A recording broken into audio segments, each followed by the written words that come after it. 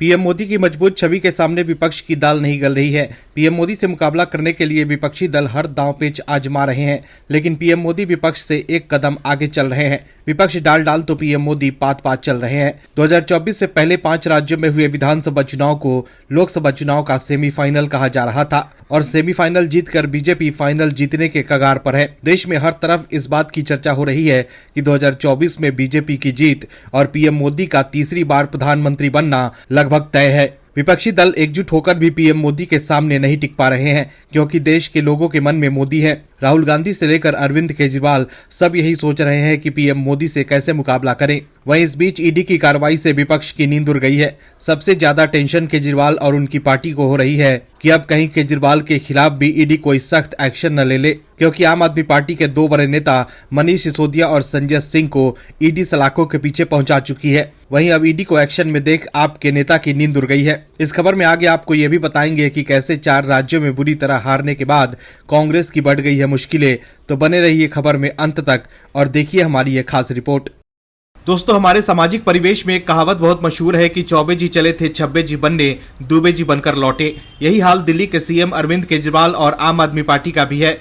आपने दिल्ली, पंजाब और गुजरात में कुछ वोट शेयर क्या पा लिया और राष्ट्रीय पार्टी की मिनिमम एलिजिबिलिटी के दम पर राष्ट्रीय पार्टी का तमगा क्या पा लिया। उन्हें यह भ्रम हो गया कि वो किसी भी राज्य में जाकर चुनाव लड़कर जीत सकते हैं, लेकिन वो ये भूल गए कि तकनीक के आधार पर राष्ट्रीय पार्टी बनने का ये मतलब बिल्कुल नहीं होता है कि वो हर राज्य में चुनाव जीत जाएंगे। चुनाव जीतने के लिए किसी भी दल को राज्य में संगठन की जरूरत होती है, लेकिन आपको लगता था कि बस चुनाव के दौरान लंगड़ी टांग पर चलने वाला एक संगठन खड़ा कर दो और उसके बाद चुनाव जीत जाओ। ऐसा ही वो राजस्थान, छत्तीसगढ़ और मध्य प्रदेश में भी करना चाहते थे, लेकिन तीनों ही राज्यों में आपकी भद पिट गई है।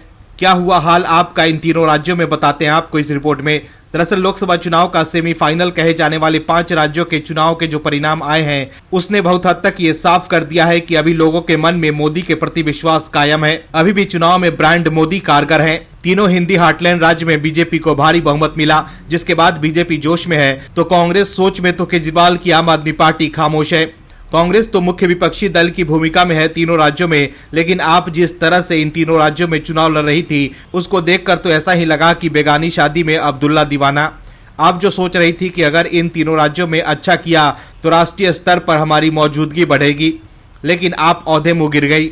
दरअसल मध्य प्रदेश में आपने 70 से ज्यादा सीटों पर अपने कैंडिडेट उतारे थे। वहीं राजस्थान में 88 और छत्तीसगढ़ में 57 सीटों पर उसके उम्मीदवारों ने चुनाव लड़ा था। वहीं अपने मैनिफेस्टो में आपने कई तरह के वादे किए थे।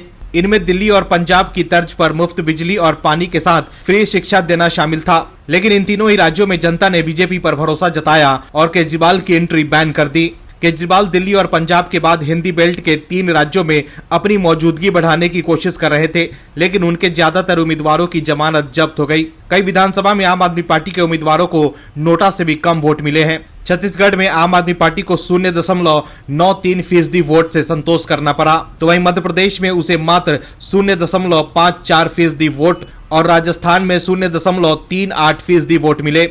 वहीं केजरीवाल एंड कंपनी की इस करारी हार पर बीजेपी ने पलटवार कर केजरीवाल पर निशाना साधा है। दिल्ली बीजेपी के अध्यक्ष वीरेंद्र सचदेवा ने कहा कि अब राजधानी दिल्ली की जनता भी अरविंद केजरीवाल से छुट्टी चाहती है और केजरीवाल की विदाई तय है। सचदेवा ने कहा कि तीनों राज्यों की जनता ने केजरीवाल की गंदी राजनीति को खारिज कर दिया है, क्योंकि उनके लगभग सभी उम्मीदवारों ने अपना जमानत खो दी है। इससे ये बात साबित होता है कि पूरे देश में कोई भी अब अरविंद केजरीवाल की राजनीति को पसंद नहीं कर रहा है और इससे उनकी विदाई का समय आ गया है।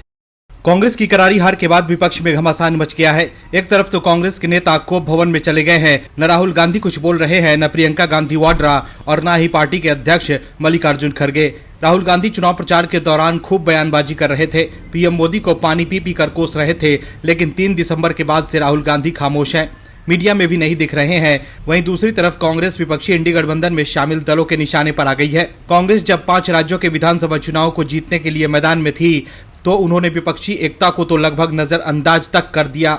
नीतीश कुमार से लेकर अखिलेश तक ने कांग्रेस को आईना दिखाने का काम किया था, लेकिन कांग्रेस तो राजनीतिक महत्वाकांक्षा के रथ पर सवार थी कि अगर 3 राज्य जीत जाएंगे तो विपक्षी गठबंधन के बाकी दलों को दिखा पाएंगे कि कांग्रेस के लिए अकेले बीजेपी को बिना विपक्षी गठबंधन के हरा पाना मुश्किल नहीं है। लेकिन कांग्रेस का ख्याली रथ तीनों ही हिंदी हार्टलैंड में फेल हो गया और बीजेपी का कमल खिल गया। तो अब हार के बाद फिर से कांग्रेस को इंडी गठबंधन की याद आई है, लेकिन इस बार ममता दीदी के दल ने कांग्रेस को हैसियत दिखाने का काम किया है। दरअसल 5 राज्यों में हुए विधानसभा चुनाव में से 3 राज्यों में बीजेपी को भारी जीत मिली है और बीजेपी के इस जीत के बाद तृणमूल कांग्रेस के नेता ने कांग्रेस को निशाने पर लिया है। तृणमूल कांग्रेस के प्रवक्ता कुणाल घोष और देवांशु भट्टाचार्य ने कांग्रेस पर जमकर निशाना साधा। उनका मानना है कि कांग्रेस अभी बीजेपी को हराने में सक्षम नहीं है। उनका कहना है कि देश में बीजेपी को हराने के लिए ममता बनर्जी ही असली प्रतिद्वंदी है। टीएमसी ने कहा कि कांग्रेस को अभी तक मौजूदा बीजेपी को हराने की ताकत हासिल नहीं हुई है। ममता बनर्जी ही हैं जिन्होंने बीजेपी को हराया। कुणाल घोष ने कहा कि अगर बीजेपी को हराना है तो राष्ट्रीय नेता के तौर पर ममता बनर्जी को जगह देनी चाहिए। कुणाल ने कहा कि 3 राज्यों में बीजेपी की जीत से बड़ा मुद्दा 3 राज्यों में कांग्रेस की हार है। कुणाल का कहना है कि राष्ट्रीय कांग्रेस राज्य विधानसभा चुनाव में बीजेपी को हराने में पूरी तरह से विफल रही है। हालांकि कुणाल घोष ने जोर देकर कहा कि विधानसभा चुनाव नतीजों का असर अगले लोकसभा चुनाव पर नहीं पड़ेगा। वहीं टीएमसी के एक दूसरे प्रवक्ता देवांशु भट्टाचार्य ने कहा कि दुर्भाग्य से कांग्रेस के पास उत्तर भारत में एक भी डीके शिव कुमार नहीं है। कांग्रेस ऐसा नहीं बन पाई, भले ही वो उसे पकड़ न सके। कई मामलों में हमें अहंकार छोड़कर वास्तविकता को समझना सीखना होगा। सिर्फ मतदान के समय जगना नहीं, लोगों को पूरे साल उनके साथ रहना चाहिए। उनके शब्दों में बीजेपी की भाषा में कहें तो बीजेपी को लड़ाई का जवाब देने की ताकत ममता बनर्जी के अलावा किस में है। तो देखा आपने कैसे कांग्रेस की हार पर टीएमसी ने निशाना साधा है। कांग्रेस के नेताओं को समझना होगा कि अगर वो गठबंधन धर्म का पालन नहीं करेंगे तो वो इंडी गठबंधन का हिस्सा भी नहीं बचेंगे। विपक्षी दल कांग्रेस से दूरी बना लेंगे। ईडी की कार्रवाई से आम आदमी पार्टी की मुसीबत बढ़ती जा रही है। एक के बाद एक आपके नेता जेल जा रहे हैं। मनीष सिसोदिया के बाद संजय सिंह को भी कोर्ट से जमानत नहीं मिल रही है और ईडी एक के बाद एक खुलासे कर रही है। आम आदमी पार्टी के नेता पहले तो घोटाला करते हैं और फिर हल्ला करते हैं। हमने हिंदी पिक्चरों में ये डायलॉग हमेशा सुना होगा कि हर चोर चोरी करने के बाद बचने के लिए ये कहता है कि हमने चोरी नहीं की। वही हाल आपके नेता संजय सिंह का भी हो गया है। संजय सिंह को तब तो बहुत मजा आ रहा था जब वो पैसा ले रहे थे, लेकिन जब धरे गए तो हल्ला कर रहे हैं। लेकिन संजय सिंह ने जब ईडी की रिपोर्ट पढ़ी तो वो झल्ला गए और शायद उन्हें लगा होगा कि बिल्कुल गलत कर दिए।